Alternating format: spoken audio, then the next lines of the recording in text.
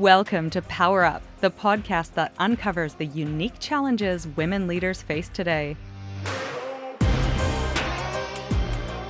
Join your hosts, Nat and Kristen, as we dive into the tough topics and provide actionable insights you can apply right now.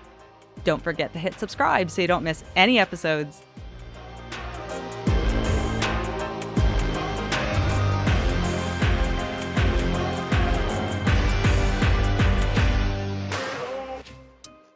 I don't want to make up stats here, but I'm pretty sure I've heard something over the last year or so that we've heard it from recruitment agencies as well, that the number of people, the number of job listings is lowered. And that means that there's less movement in the market. People are staying in their jobs longer. We are less likely to, especially in uncertain times, walk away from a job that maybe is not perfect, but feels too scary, too hard, too unsettled to leave. And we really base this podcast around what people tell us and the conversations we have. And a lot that we're having anecdotally at the moment are people who are staying in jobs that they feel like they can't quit, even though in 10 years ago, 5 years ago, when the economies were in a different place, they would have. I presume you're finding the same thing, Kristen? Yeah, it's a global thing. It's not just little old New Zealand. All over the world, companies are very much in a holding pattern, and we've seen redundancies skyrocket all over the world. So there are more job seekers that have flooded the market. And when you have a job, you are in a really good position. Like you have a job. So Yeah. I think it's great flip from 2023, which is like you were trying to get poached for the most part. Many people were getting poached left, right, and center, or you get a negotiated pay rise. If you're like, I'm thinking of leaving, they're like, here's some more money, stay. It's completely flipped. And yeah, so we are now what's considered an employer's market, which means that if you have a job, you should probably stick around. And not only that, but we're going into Christmas, where it's probably not the wisest time to be thinking about leaving because we shake off most countries kind of shut down and don't really start looking to chat with people until like a few months after. So we're in a bit of a holding Is pattern. that You're right. true? I always thought that was a Southern Hemisphere thing. I always assumed, like, the Northern Hemisphere and obviously countries that don't celebrate Christmas and New Year's, it may be a week or 2 of, like, the holiday season, but is that true? I don't know in North America. Like, in Canada, do January. Yeah, like, we hit the ground running with work in January, but I feel like it's not, because hiring is like a multi-month process, like, you may reinitiate it by January, but you're not starting it before Christmas, so there's just that natural lag, that's all. It's just like you're not about to kick anything off in November, which means you're not starting interviews in January, like, you might start kicking stuff off in January, which means not starting interviews till Feb and hiring people till totally makes March and sense. yeah, Yeah. I yeah. was just about So it's to just throw the my toys being like, "Why do you guys get so many more holidays?" Because I know no, in, no, like, the no. Northern Hemisphere, there's, like, a big summer gap in, like, July, August, and I was like, "You don't get to get our one too. You have to go back to work."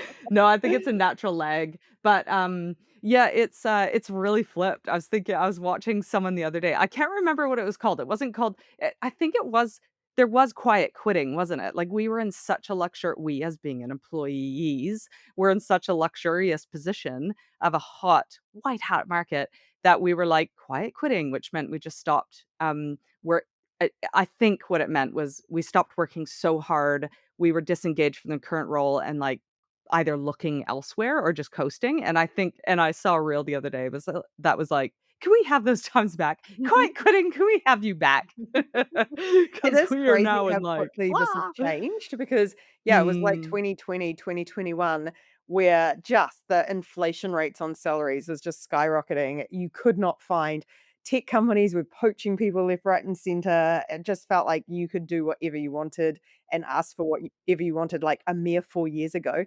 Before we move on to, yeah, what happens when you can't quit, I do want to do a shout out to those who are currently between jobs because I feel like if you're listening to this going, "Oh, like first world problems having a job and complaining about it," I totally get it. I spoke to someone on Friday and she has been out of a job for 9 months now and it is grueling. But she is very much not alone, and one of the biggest, and we've covered this a little bit in the past, but I just didn't want to ignore that group because there are so many people in that position who would probably listen to this podcast going, "Wow, wow, wow, tiny violin."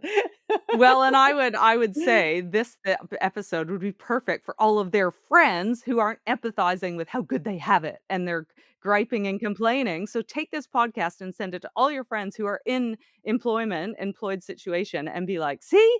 Get over it." And next thing, because you like to put a stake in the ground, when do you think it will turn around again? When are we gonna go back to being able to be comfortable moving between jobs or taking a bit more of a risk knowing that there'll probably be a job out there? What's your bet at the moment?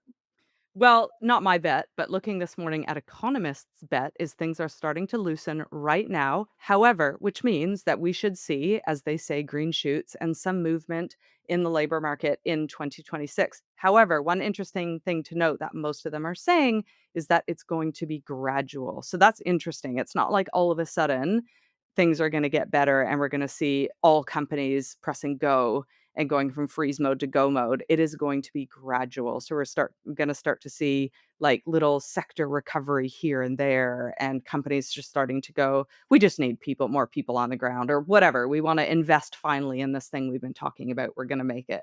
So yeah, it's going to be slow and steady, sadly.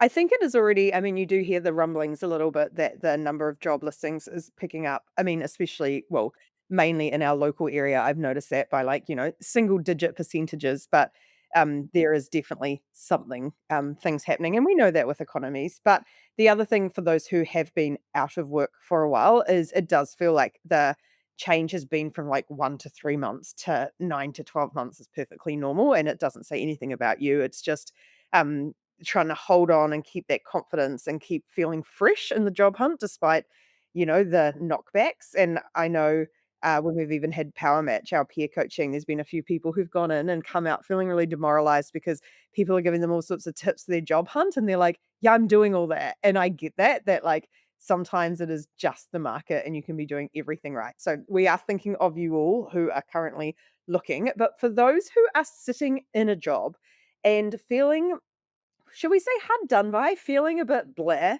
feeling a bit like, "Ugh, I'm in this job, I don't really like it. I feel like I would like to leave, but it feels too risky to leave." Let's talk through some tips if you're in that boat because, yeah, given that wider context, there is a pretty strong chance there's a bunch of people listening who are feeling a little bit over their current role, but staying on regardless. Yeah. I'm going to start with change what you're learning or add something new to your learning. So if you are sorting your role and delivering on your role, it's the perfect opportunity to add something new in the mix and be a beginner again. And so we get a lot of power suitors joining that want to build influence. They want to build personal speaking and speaking ability and communication skills. So those are a couple strong ones that I've been seeing recently. So pick that skill and do it. And yes, you can come do it on PowerSuit. I point people in all the right directions to do just that. Or some people talk about Toastmasters or like now is the perfect time, or volunteer to present at the, all hands meeting or the monthly update, or suggest that you're going to give the update so that you're learning by doing. But I would just say now is the perfect time to pick something and go ahead and learn it. You do not need to get it approved or need permission to do that. Just do it. Yeah, and I really like that tying to this busyness epidemic of, maybe even that's the first thing to do is to start working on how you work. If you are looking at the next role and the next step up, how do you, I mean, it's such a common thread in people who are struggling to start with PowerSuit or don't start as a PowerSuit member. We find it changes pretty quickly for a lot of people once they join, but that sense of overload and busyness and there's no time to do anything, like even just starting with that of how do I be intentional about setting aside 30 minutes a week, 30 minutes a month, and actually intentionally investing in myself. Like, this is the time to do that because if you can't do it now, you won't be able to do it in the future. It's that whole like the definition of insanity is expecting something else to change. So, even if your first step is to go, how do I get in the habit of carving out some time? And actually challenging yourself to do that. So when the next opportunity comes along, you actually have a really good structure that helps you get set up in that role, because we know people get nervous going into new roles because we don't know everything anymore. So having that habit set up will help you feel a lot more confident taking on something kind of different. And probably the mindset is like, that is the job. And I was just reading someone's intake form recently, and it said, I want to build better relationships with my colleagues, my coworkers, my colleagues, and influence stakeholders in my organization. I'm like, that is the job. Like that is the thing that they have to master to in order to progress probably in that organization is have great relationships. And how, for example, like our how to build social capital and certain stuff in certain sessions inside of PowerSuite are perfectly suited to that. In that you've got to learn to build a great relationship with key people in your organization just to get delivery of some of your stuff, just to get great outcomes. And so that is part of the job. And I think switching that mentality to this is another thing I need to learn is going in order to maybe actually navigate this place better and, it is to actually start to build like, shift the mindset to, like, that is part of the job, is investing in development and self-leadership. Yeah, I love it. I wanna go back to something you said very early on about reading someone's intake form. For anyone who doesn't know what that is, that's your self-assessment when you start at PowerSuite that we get members to fill out, bit of information about who they are, what their goals are, what their how they rate themselves on various skills, and we use that actually as members get up and running to help point out the best place to start in PowerSuite, but also 6 months or so in for them to be able to track and see measurable change in those skills. So it's kind of a nice thing to do if you are in that, "Oh, I'm not sure what's next." It's a really nice way to actually be more intentional again about measuring where you are, where you wanna go, and taking ownership over getting there. I think I would like to follow up on the stakeholder thing, because I think that is another hugely overlooked opportunity, and it's one that we see all the time, is most people we connect with want to network more. They want to build their network, they want to meet more people, they want to have better relationships with their colleagues, and very few seem to action it. And I know there's a lot of like psychological barriers. It can be uncomfortable to get out of your comfort zone. It can be weird to not know, meet new people and not quite know what to say and all of that stuff. But I do think it is incredibly important to keep doing that. And we often talk about, is it once a month, ask someone out for a coffee, even a virtual one. And I think if you are kind of not necessarily super focused on an outcome at the moment, like you don't have your next job lined up, you don't, like you're not working specifically towards a goal, that's almost the best time to start, because in my experience, you just have these incredible conversations with people. You get to know someone with a slightly different perspective. It helps you again keep your mindset under control when you're going through a tough time, but also they become your weak ties. So it's something that I've taken great delight in recently. Like last week, I had 2 drinks with 2 different people in 2 different days. And they're people that I've met maybe once or twice each. There was no agenda for the conversation. We wanted to catch up and see how each other was going. And this is a perfect time to do that and just meet other people who you find interesting without an agenda, and chat about something that's on your mind. If you want more structure around that, again, Power Suit, you can get into Power Match. You get put in a group. You don't have to choose those people and just have those conversations. There's something really, I find them anyway. I don't know. I presume you feel the same, but I'd like to know your thoughts. It's really energizing to meet cool people doing cool things and have a chat to them. Yeah, I would say you can do that in the work, of course, you implied we could do that in work hours, of course, coffee, da, da, da.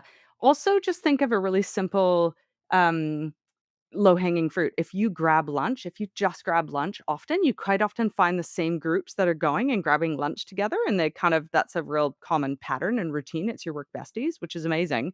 But find new people to grab lunch with. Just be like, "Oh, I'm just gonna grab lunch with someone different. Hey, so and so, do you wanna go grab a quick bite?" Like, just I don't know. It feels like a thing to go and pick up your lunch, like grab and even if you're not buying lunch, just walk with them to do it and or just go and eat lunch with someone new. So that feels like an easy thing as well in terms of Yeah, building weak ties. I think we noticed that I had this situation in Singapore, which was actually really delightful. I finished running a workshop. I had to go out to meet someone else, and someone just said, "Hey, I'll walk with you. I'll go grab my lunch from there." So very casual. We had a great chat on the way. It was only like 10 minutes. Then the best part of it was that she spotted that there was some beautiful pastries and then rung the cafe and got them to give me a pastry, which was such a sweet, sweet, lovely thing to do. But it all came out of just having that 10-minute chat and just kind of casually like, "Oh, how did you get to this job?" and what are you up to in the weekend?" or whatever else it is, and just finding a few things in common that just made it this really lovely interaction. And now I feel really comfortable following up because it felt more in depth than a group setting just to have that little breaking of the ice one-on-one. Mm. Yeah, yeah. Change your people up. I would like to put a plug in for changing a little bit of your work up. And I think you can do this by getting curious, reading company updates, listening at all hands and any team meetings. You'll start to hear little projects that are happening around the business. And I think there's always an opportunity for those that are proactive, that recognize their strengths and where they can add value, and to go, hey, I would love to work with them on this thing, and actually start to have a chat with them, new project people that are running it, seeing if they could use your skill set on it or how you can add value. Get curious about that and actually have a chat with your manager about how to do that. That feels like an obvious kind of fresh learning and people and work as well.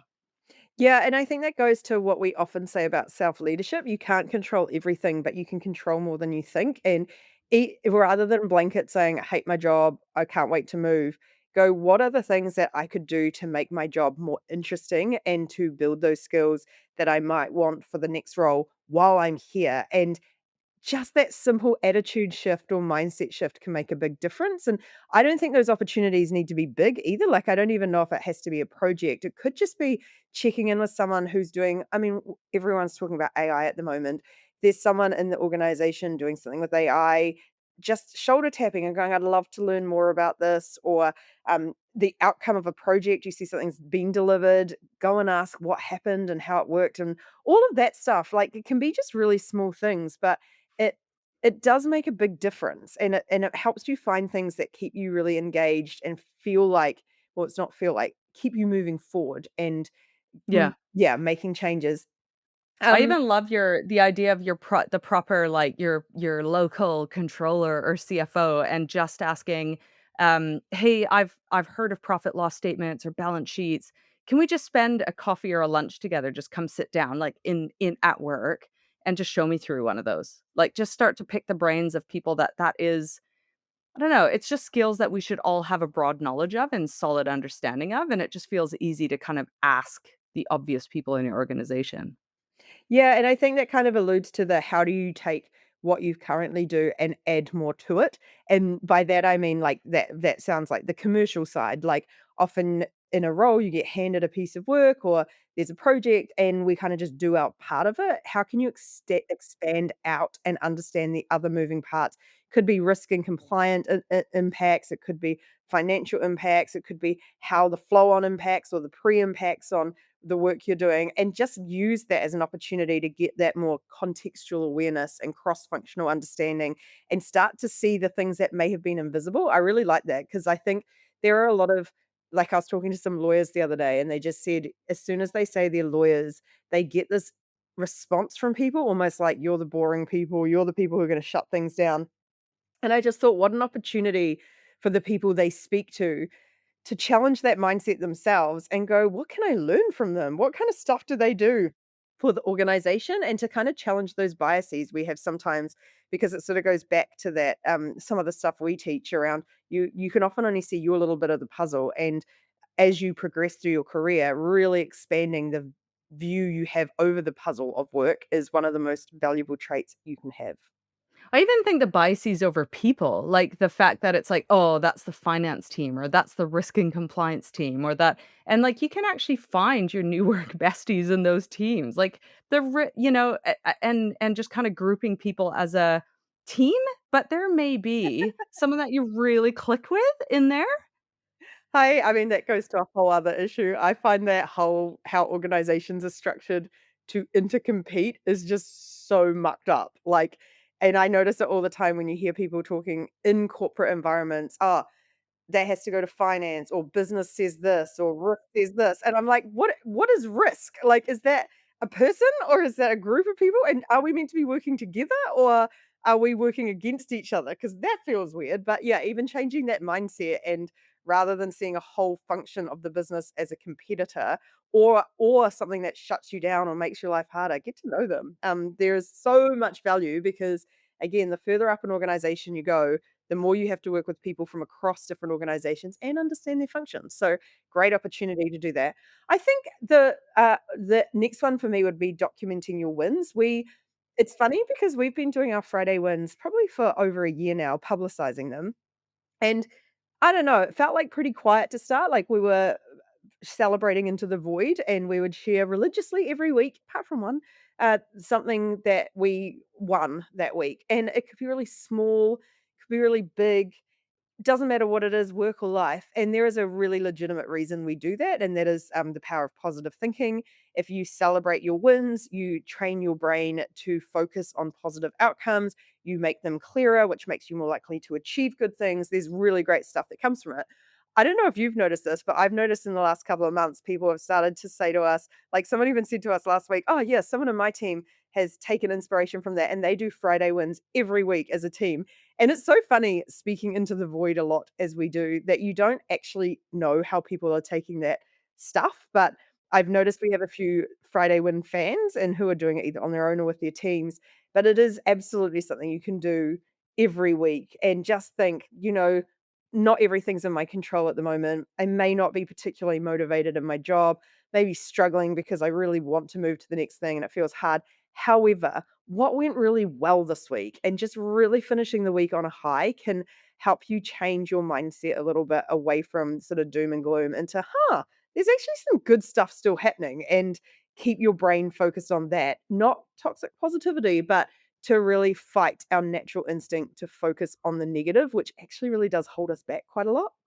Yeah, I think that's a nice idea for people to another tip is reshape what you can. So if there are just meetings that no longer serve anyone, be the person to call them out and ask how to improve them.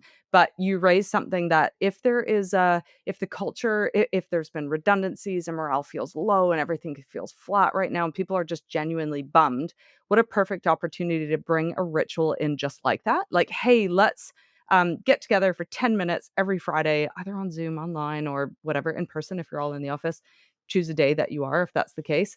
And introduce a new ritual like that, like a wins. What are our wins right now? And start to actually change the culture from the inside out. That feels like, reshape what you can, feels, however small it is, try something new.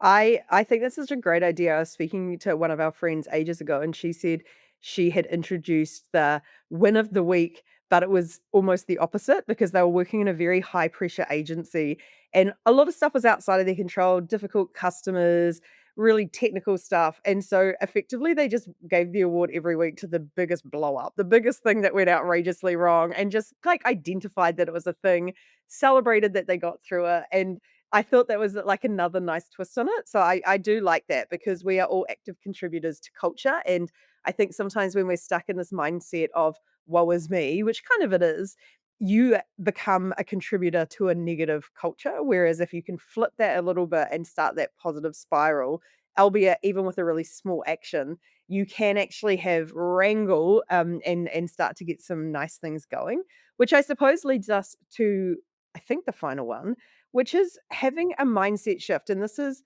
something I find myself saying to a lot of people when they come to me saying like, "Oh, I don't really know what to do next." And I'm like, "Have you got a job?" "Yes." And I'm like, "Wow, so right now you're being paid to figure out what you want to do next." And that little shift in like from, "Oh, I don't know what I'm going to do next and I'm not super happy with my job," into, "Oh my goodness, I'm being paid to do my job." Yes, but also to figure out my next step. And thinking of it like that, of like, I can leave, like, no one's forcing me to stay, but there are definitely some benefits, i.e. money, and actually probably a lot of other stuff that comes with work, but sometimes that can feel challenging when we're not delighted by our job. But really thinking about the benefits of being there, being paid to be able to figure out what you wanna do next, all the stuff we've just talked about, being a contributor to culture, learning new things, expanding your knowledge set, like, that's pretty cool in this economy. I think one extension to that is an actual mantra, and if we talked about a bunch of things today, which is learn a new skill or capability or develop a new relationship or relationships or, um, figure out crack into another team and figure out whatever their superpower is and learn something new that's gonna extend, into future roles or, get on a new project. I think that we're chatting about small actions and there might be a goal of mastering something or meeting someone new, but we're kind of talking about actionable steps. And so let's say you create that into a goal. So I want to have learned X or meet X or have found my feet in X by this date. So you can change your mindset and with a simple mantra of instead of like, ugh, I feel really stuck here, which will be no doubt looping in people's heads, or I'm feeling really unfulfilled, or this culture just right now is so bleh, to actually go, I'm choosing to be here to achieve X. And whatever that thing is, every month or 2 months or 3 months where you're learning or picking something up, it's just a little mantra of I'm choosing to be here to develop public speaking skills and that be the focus. And when you've nailed that, it might be something new. I'm choosing to be here to develop one new strategic relationship a month. I don't know, with a senior exec or blah, blah, blah, blah, whatever it is. But I think that even that mantra of flipping it to choice often serves us as well. Yeah, and it is a choice, and I think maybe that is a good final reminder to leave on. You can leave your job. You might have to make some substantial sacrifices to your life, but you can. So you are in fact choosing to stay, and if you do choose to stay, why not make the most of it? I think there is just something really nice in taking that ownership over, "I'm choosing this, and I'm gonna achieve this during my time here." And I don't know, just in my experience, everything ends up better when you make that decision to choose to opt in. And it is hard in tough times to get out of our own heads, but it is obvious to the people around you when you've mentally checked out, and that can, not be great either for other people. So I love that as a final line of I'm choosing to be here to and answer that. And the answer might change every week, but maybe finishing each week with that is a nice place to start. Love it. Love it. I don't have any final words. I was gonna get a quote and I didn't get a quote. So, all to say, everyone, we're all feeling it has been a tough year. And we are all doing I think the point that we're trying to make is we can do something. We can take one step forward. That is our in our control. Have you ever stayed in a Yep. job when you were really like for a longer than you wish you had? No. It's a You weakness of haven't. mine. I have. I've stayed at one job longer, and I mean, to be fair, it was probably about 6 months, but I did do that last thing. I fought my gut reaction, which was, "I don't wanna be here," and really set those micro goals and went, "I'm staying here to try and achieve this. I'm staying here to try and get this done."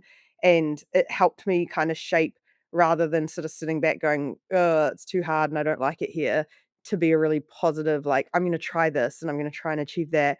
And then that really helped me get to the point where I was like, "I no longer feel like there's anything I want to achieve here," so I could leave quite comfortably. Yeah, no, yeah, I think, I was just trying to reflect this morning, and, my brother said a piece of advice is when you wake up and you're no longer having fun, that's time for action, and so I think what we're giving people is action in an economic environment that's very different from maybe what I had earlier in my career, which were there jobs aplenty, and so I was trying to reflect there were a couple economic crises during my, working career, but I happened to be having fun during them, so I wasn't in a position where it was like, "Oh gosh," like and so for me, when I was no longer having fun, it was no longer serving me, I could start the networking piece and the looking at what was going on.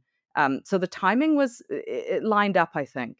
Yeah. Yeah, and I think and the only reason I say that is because I don't know if it is just economic, like, I think sometimes we feel like we want to stay even if we're unhappy because there's something we want to see through or because there's something, like, we feel like I don't know, you can it's Ownership over something, or yeah, something's and it gonna might change, or it's fresh yeah, and opportunity. it may not even just be that, it could be any number of reasons why we potentially stay in roles longer or jobs longer than on reflection we may have, but I also don't know if you know that in the lead up. But yeah, I feel like as long as you always know why you're there, you can kind of reconcile being there. Yeah. Yeah, agreed, agreed. Okay, I gotta go take Go Tyler to the yeah. airport. All right. Go well, everyone. Check out powersuit.com, and we will catch you next time. Bye. Bye.